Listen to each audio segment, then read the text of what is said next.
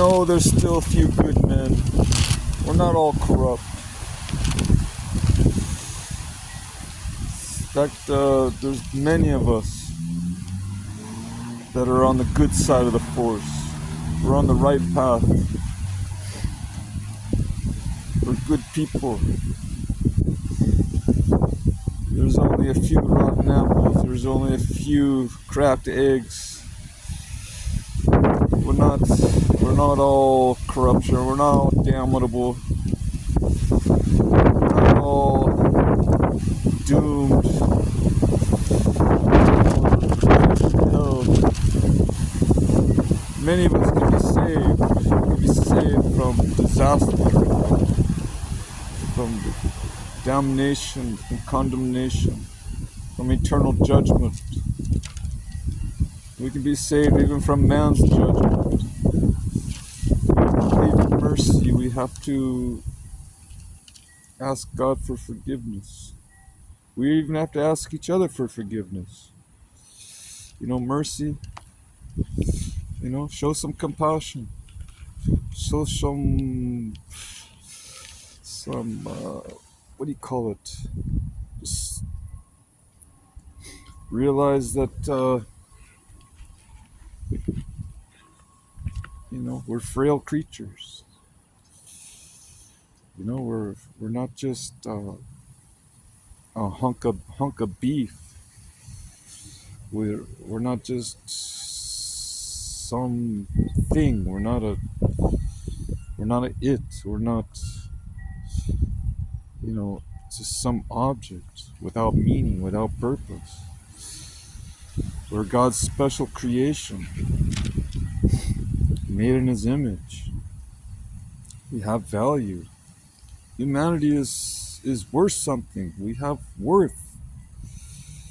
I don't know if they can put a price on us. These what do you call it? These humanist philosophers. If they put value on man, maybe they don't. Because to them, we're just another part of the evolutionary cycle. That as time goes on, as things evolve, there'll be new species, better species. Will be, anything that's old and obsolete will just kind of fall by the wayside, and new models, new creations, new types will come into existence that will be superior than the previous ones. That's the humanist manifesto ideology of some of these super dudes. Like who coined the term super anyway? It was Nietzsche. Friedrich Nietzsche. He came up with the idea of Superman.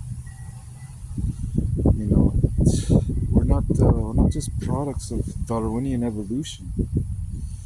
We didn't just evolve from just some slimy pit of goo where the chemical mixtures were just right, came together, started forming compounds and attaching themselves to each other in the right combinations, and then forming into something that was actually purposeful and meaningful by itself, without purpose and meaning. They just came together on their own initiatives. They didn't even have initiatives. It was just an accident. All of it was an accident. Nothing was purposeful. It was all random, according to the Darwinian evolutionist. It just was a bunch of mixed chemicals, and it just so happened that the right chemicals found each other. And they adapted to their environment. Through mutations, they were able to develop. And voila, you have a complex, living, breathing machine. A human, or an animal, or an insect. You got a creature now that has order, is organized. There's nothing random about our bodies. it's systems within systems, form that all its individual components, organs, everything, they're all attached to each other. They all function together like someone put it together in a factory. Our bodies look like we were made in factories, not some kind of prebiotic soup. We were put together in a factory, chemicals and all, skin. Uh, you know, this is more than just a accidental possibility. It was purposeful. It was deliberate. We were put together. We were built. We were constructed out of materials of this earth. Someone put us together. Someone engineered it. Someone thought of it. Someone drew up a plan for it. Someone had to make decisions on how to do it. Yes, that requires intelligence. That requires forethought. Who fashioned it? Who made it? We don't see literal hands putting stuff together on a molecular level. God didn't reach down with hands like this and start arranging objects together to make it like humans do. There's little hands, little microbes, little organisms that work undetected by the naked eye. They don't just arrange themselves. They have their own minds. These little molecules in our bodies, they have little brains. I think they move together, or they act on a command, a program. They follow a computer program that constructs things, like it's robotics. Maybe we're made of robotics. Not steel or metal, although we do have steel and metal in us because we're part of the earth, the elements of the earth. We have zinc in us, we got iron in us. So we do have same chemical composition as the earth, but we're not just as you're full aware, we're not just some blob of material.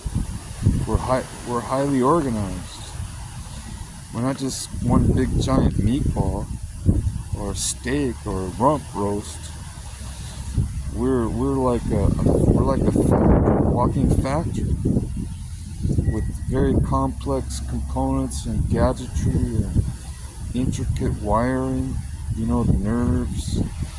We've got a central processing unit like a computer, our brains. We've got blood flow, we've got plumbing, we've got arteries, all that. We got fuel pumps, our heart. We got filters, our liver. We're just like a car, man. We're just like a car, an automobile. A gas tank is what? What is that? Our stomach, the gas tank. It's not. We're no accident, people. We didn't just evolve. I'm sorry, Charles Darwin and Lyell and all these other guys that came up with these theories, but we've discovered that life is not so simple after all. It's very complex. We know a lot more than you guys did because we're more advanced now because of better microscopes that can see very small things, tiny things that we couldn't see with the technology that Charles Darwin had. They didn't have this kind of instruments that we do today. We can see very highly complex structures that seem to have a life of their own, or a mind of their own. These little molecules